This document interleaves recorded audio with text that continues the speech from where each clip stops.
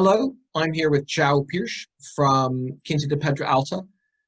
Quinta da Pedra Alta is the newest estate to join the Winetraders stable, and they make a range of exceptional wines from the Douro, including a light white and red, and then a white port and a 10-year-old tawny port. And it's my great pleasure to introduce you to João, who's the brains behind these wonderful wines. And for the next 15 or 20 minutes, we're just going to taste through the four wines and talk a little bit about the theory and the practice that's gone behind them. But João, can we just start? You've been making wine in Portugal for more than a decade. Yes.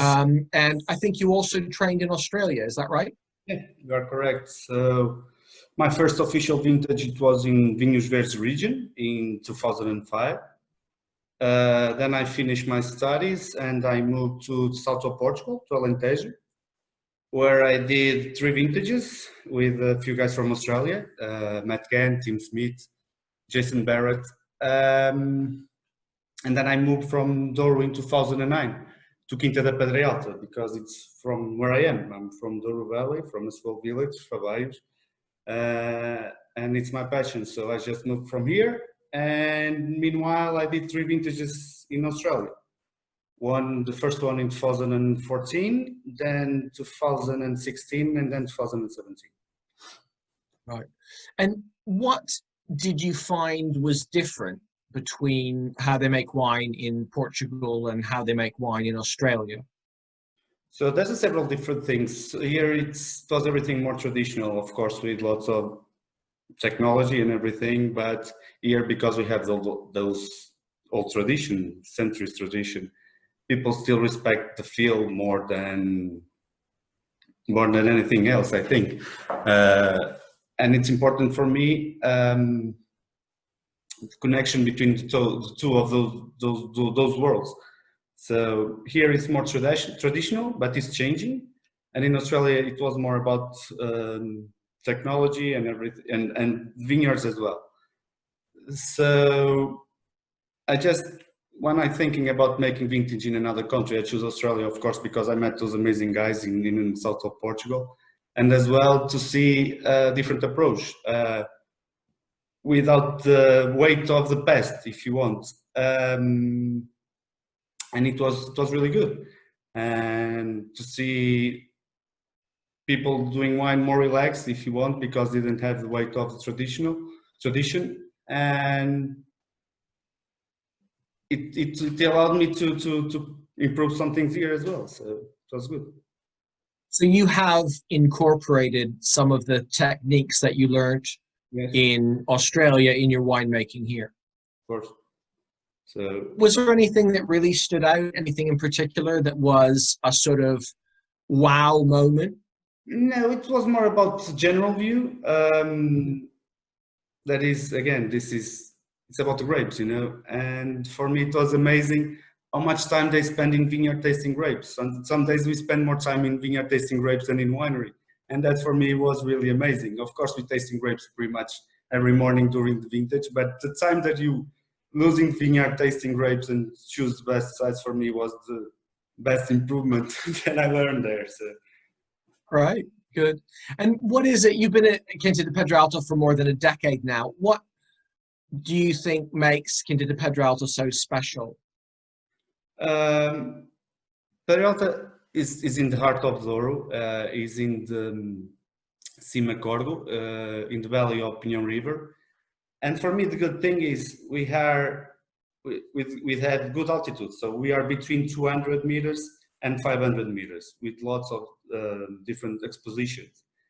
And that allowed us, because we are not near to the Douro River, that allowed us to have a different freshness. Of course, we have concentration near to Pinhão River, 200 meters, with classic Douro varieties. And then we have North Face at 500 meters that allow us to blend different things and bring some freshness to the traditional Douro wines. That's, for me, is the most important thing here is in Pedra Alta. Yeah, as you know, I'm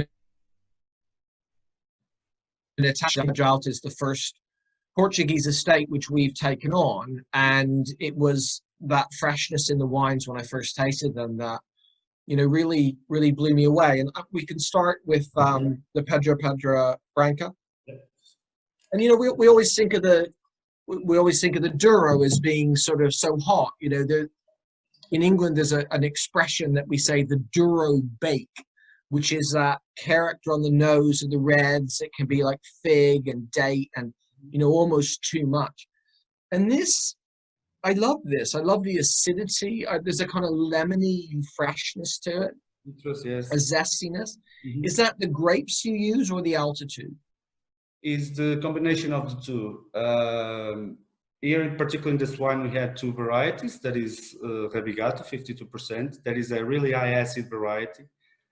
It's planted at 350 meters, but really needs hot temperatures to get ripe. So we only pick Rebigato one day before Tempranillo, Tinta Roriz, and Rebigato is with 12% alcohol and Tinta Roriz is with 14.5. So if you understand. So this is a variety that really needs hot temperature, and still like that, even that still conserve the acidity.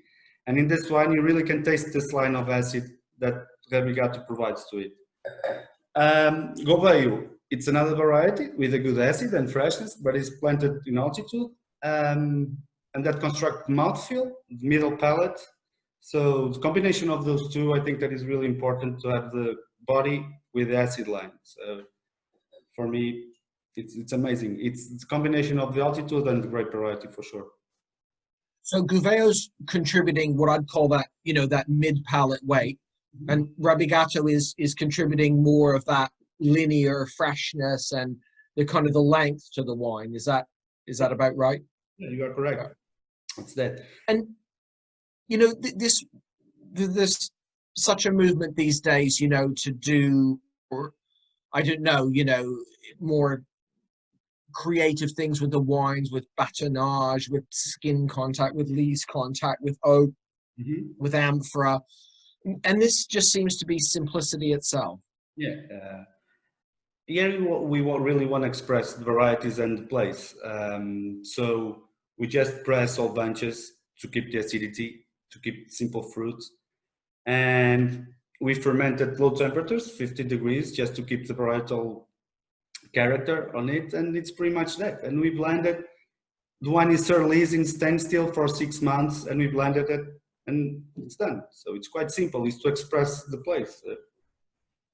Well, it does that wonderfully well, and I hope you won't take this the wrong way, but there's an almost a kind of saline, mouth-watering character to it.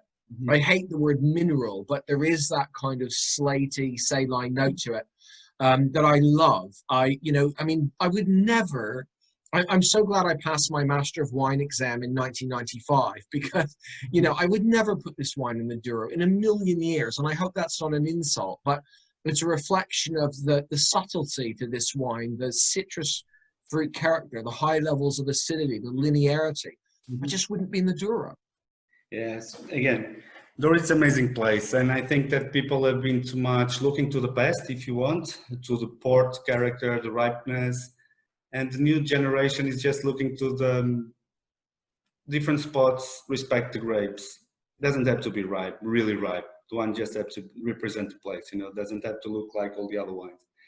And my generation, I think that is looking to the winemaking in that way, respect the place, respect the varieties. And Douro is amazing on that because we have really ripe fruit and we have really fresh fruit at 600 meters. That allows us to create something unique. Yeah. Well, look, I think that's a wonderful white, and it's a wine that I would put with shellfish, with seafood, very definitely. For sure. Compares wonderfully. So. Moving on to the Pedra Quinta. So this is 2017. And we have a little bit more alcohol here, but not much. We're 13.5, so it's only 1 degree more than the previous wine.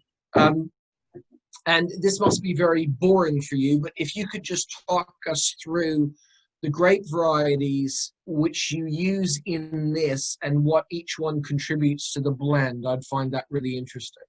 First, I think that we should talk about 2017 because it was a really hot year. For you have an idea, we start vintage 1 month earlier than 2016. Everybody was on holidays, and I didn't took any holidays because the grapes were ripe enough. So even in a hot year, you really can taste freshness on this wine. So this wine. So that's why I spoke about 2017. So this is mainly Touriga Franca and Touriga Nacional, with a splash of Tinta Barroca and a little bit of Fernão Pires. That is a white variety.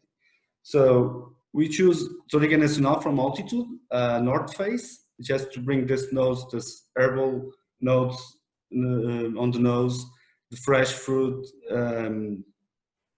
and then we put a little bit of Touriga Franca from the bottom to get middle palate, the body, and the structure. Barroca is just to bring a little bit of the fruit on the nose, the red fruit, and Fernão Pires is like the glue. It's just 1% that puts everything together. After we put 1% of Fernão Pires, it was like, okay, the wine is done. We don't need to do anything else. People sometimes think, okay, 1% is just 1%, doesn't make that different. But it's amazing how 1% and 0.5% sometimes can do in a blend. Yeah. But yeah, from 2017, it's a really fresh wine. I'm still impressed with the freshness from this wine, from the vintage, such a hot year. Yeah, I really like it. Yeah, I think it's wonderful. And we haven't talked about the winemaking and the extraction, but on the nose, this has got that wonderful purity of fruit. You know, there's small black berries is what I get on this. There's mulberry, blackberry, bramble, blackcurrant, and then there's just another dimension to this, which is, you were saying, that sort of pleasantly vegetal character to it, which creates some complexity. Can you just talk me through the winemaking very briefly? So we have lots of different techniques in winemaking here, even from the same varieties, because we like to have tools. So sometimes we stem 100%, and we foot stomp on classic granite lagars. Other times we use like 40 or 50% in the small lagars of whole bunch, just to bring the fruit and to have a little bit of freshness from the stems as well. And we have big tanks. So it's we don't have like one technique. We use several techniques because we really like to have tools when we are blending and we are to have the balance. But mainly we use lagars, so small lagars 1 ton and big lagars 7 tons maximum. With the stem, foot stomp for 4 hours, and then we just plunge really gentle to don't over extract, because as you know, Douro is it's a place with really tough tannins, hard tannins, and yeah, exactly. We don't want to. Of course, you taste this wine and you feel Douro. The tannins are there, but they are not bad tannins, you know. So that's why we. And it's a red wine. I mean, you need tannins in a red wine, otherwise it's jam. Yeah. So you know, this level of tannins is brilliant. And I think about, you know, what I think about this. I have to tell you my Portugal story. When I was in Portugal, I don't know, 15 years ago or something, I went with the Masters of Wine, and we were tasting, and it was late at night, like 10 o'clock or something, late at night, and we were all starving. And the winemaker said to us, he said, would you like some suckling pig? And we said, yes, we're starving. And unbelievably, there is like a dial, 1-800 suckling pig telephone number, and the guy comes on a scooter, and on the back is this hot box with a suckling pig in it. And I just thought, I wonder if I could move to Portugal only to order suckling pig on takeaway. And this wine has got that acidity, the tannins of fruit. And I can think about this with suckling pig, with lamb. It must be amazing. Sure. You know, it's got such lovely structure. Yeah, and again, it's our entry level wine. So I don't like the word entry level, because the wine is really good for call it entry level, but. This really shows Douro. It's genuine, you know, and really shows the Pedra Alta terroir. So it's really fresh from a hot year. So. I think it's just so complete. You know, you don't want to spit that out. It's just, and it's not overdone. You know, it's not too much one thing or too much another. You know, it's just right. And I could drink, I can just drink that all night long, right? It's perfect. Balance. It's something that we really search here. It's the balance in all of our wines, because sometimes people just forget that wine is to drink and not to be over appreciated, if you want the word. I'm not sure if I'm correct, but the wine is to drink. Not to be over analyzed. Yeah, that's it. That's yeah. I wanted to talk, just before we move on to the two fortified wines, I wanted to talk to you for just two minutes about the harvest date. So you said 17 was 1 month earlier. Yeah. So when did you harvest in 17? So we start for 16 August. Oh. Yeah, normally we start 12 September. So for reference, for the Pedra Branca, the white that you harvested in 18, when did you harvest that? In 18, the white? Yeah. Oh, the white, yeah. 9 September. Okay. But because we have other varieties, we start in 17 earlier with other varieties, but for Pedra we start at 18. So yeah, for that one idea. Good. Yeah, but it was. So we're going to move on to what must be one of the most beautiful bottles in the wine trade. I mean, this is just stunning package. All the packaging is great, but this is just beautiful. There's a sort of faintly Japanese feel to it. 50 CL, and this is 18% alcohol. This is the white port. Now, you told me the last time we tasted this that this is mainly 18 vintage. Mainly, yeah, with a little bit of old stuff, just to create a little bit of complexity here. But in this port, we want to keep the fruit character again, with neutral spirit, and you can see the line between Pedra and this one, so you really can smell the citrus notes, the herbal, the freshness, and again, here we really pretend to show the varietal character and terroir of the place, and not so much the developed character. That's why we just put a little bit of old stuff, just a splash to bring some complexity. But yeah, it's pretty much the same varieties with a little bit of Biozinho. That is other variety that we have here, and I really like it, that we are using in our white reserva that later you will taste. Just to create more texture in the palate, Biozinho. But it's a wine that we pretend be with easy approach. Okay, it's not an easy wine, but with an easy approach, because wine have complexity enough, but it's not heavy. You just can relax drinking this. That's what we pretend on this wine. Yeah. So I know that you've always championed Viginho, and just tell me a little bit more about that grape variety and why you like it so much. Viginho, it's a variety that we only start with Viginho because even in altitude it's early season variety. But I really like the texture that variety brings to the wines. You know, it's not so much about the nose, but I really like that middle palate that Viginho provides to the wines. Is it? Sorry. Is it widely planted? It's sorry, I missed that. It's connection. Sorry. Is it widely planted? There's more and more people putting Vizinho nowadays, but yeah, but I think that people stopping now because it's an early season variety, you know, and you get that really early, and people don't want to start the vintage because one variety early, so they are giving up a little bit on Vizinho. Right. Yeah. There's a creaminess to this wine. Now, this wine is not aged in oak. Yep. So I assume that creaminess comes, is that Vizinho? What is that creaminess from? It's mainly Vizinho, yeah. Texture, creaminess. And the alcohol's 18. Mm-hmm. And so I assume that you're pressing the grapes and then you start the fermentation of the juice and then you know, fortify partway through. Yeah, it's pretty much the same process as the Pedra. We just stop the fermentation with spirit. in the last third of the fermentation. So we just fermented the temperatures again, just to keep the varietal characters. We use stems on the press again, and yeah, neutral spirit. That's pretty much that. So quite simple. So you're using a whole bunch press here because you want more of those aromatics preserved. And the acidity, that is really important for me.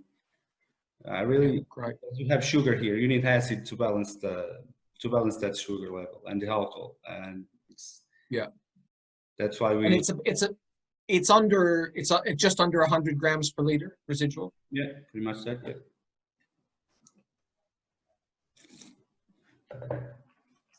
And of course, this is the classic aperitivo, isn't it? You know, you would have this with tonic water. Yeah. How else would you serve it in Portugal? Normally, people serve it with tonic water. It's 1/3 of wine, 1/3 of tonic, a little bit of lemon or orange, splash of meat, and yeah, it's really good, refreshing, and as aperitif as well. It's really good. Yeah. Mm-hmm. And then moving on to the wine I just fell in love with. This was the one for me. This has got to be the greatest 10-year-old tawny port I've ever tasted. And I know there's a little story that you were saving some of the barrels of this when. Do you want to tell that story? I think it's very charming. So the company was sold 2 years ago, and there was a few old barrels in the house of the old owner, and we just bring the barrels to here just to save that wine. Otherwise, it's going to be losing someone, and we just save this old stuff that is more than 40 years old, and it's an important component from this wine. That's why you love it so much, I think. You know what it reminds me of? It reminds me of a sort of old school Colheita. You know, it's got that sort of oxidized, but wonderfully oxidized character to it that is, you know, again, tasting wines blind, you know, obviously it's made from red grapes, so you wouldn't put it in sherry, but that nose, that oxidation is pure sherry oxidation, you know, really, really old Oloroso or something, and yet it's made from red grapes. But I mean, you must be happy with this. Oh, I'm suspicious, but I really am. I really like. And when he did this blend, it was okay. It was last year. It was my 10th year at Pedra Alta, and let's just make a really good blend. The wine, apart from that wine that we used, that is just a little bit. It's old wine. It was made by me, pretty much everything. So there's a little bit that it was older, but it was everything pretty much made by me. So what is good. And again, when we age port wine, what I like to have is tools again. So we have really sweet, really dry, something that we pick early to have the acidity, and then all those components like 1%, 2%. When you are blending, it's amazing to get to balance. And you are right. The nose is like it smells like sherry, because I think the character came from aging in Douro, that is hotter than Gaia. But when you put it in your mouth, you are expecting like a big wine, and it's not. It's just drinkable. The line, it's amazing. The freshness, it's really good. It is. I mean, it is just remarkable that you find such diverse characteristics in one glass, where the nose is, you know, you're really almost on the nose, you're thinking dryness, you know, and then you get the sugar, and then you get this palate cleansing acidity, which is always, I always call that, you know, you need the windscreen wiper, the acidity to cleanse the palate, you know, and I think this is dangerous. I mean, if I had this with cheese, I you know, you wouldn't see me for a week, right? I mean, it's just, there's so much going on in this wine. I can't get enough of it, you know, and then the complexity on the nose. You got this spectrum of a whole bunch of fruits, you know, from really dried like toffee and fig, but you've got coffee and licorice, and then fresh fruits as well, you know, and tangerine and grapefruit pith. There's everything there, and chocolate, and it's just wonderful. Yeah, that's the amazing thing about port for me. It's the blending again. to get the balance. Yes, we just need tools, and we have those tools. What is really good. And menthol and gentian, and I mean, just things I just. Do you want to just before we finish up? Do you want to? I mean, is there a? You know, you talk about the tools. You know, you're like the painter with all the paints, and you make the picture. But is there a, I don't know, a grape that you think provides backbone for port? We always hear about Here we have Touriga Nacional, but here we have a lot of Tinta Roriz, and we use it to port. There's a lot of Tinta Roriz on this plant to provide the bones on this and the structure on this one. And again, with the age, you lose that tannic character, and because we picked that Tinta Roriz earlier, you have the herbal notes. With the age, just bring freshness. It's pretty much what I like on this port, and that variety for ports. Well, it's remarkable, and all I can say is, you know, congratulations for making a, you know, a stunning selection of wines. I guess I like all of them, to be honest, but I think the white, the light white, you know, the Pedra was a surprise for me. You know, I remember tasting that the first time, thinking, my God, you know, this is from the Douro. It could be from the coast, you know. And then this 10-year-old Tawny is just a masterpiece. I mean, this will stand as like one of the stones on your estate. This will stand as a real monument to what this estate can produce. And look, I think they're wonderful wines, and we're so happy to be working with you. Thank you. We're really privileged to be importing your wines. Thank you. All right. All the best. And as soon as lockdown is over, I will see you in Portugal. I hope so. All right. Okay, Take Mike. care. Take Thanks. care. Bye. Thank you.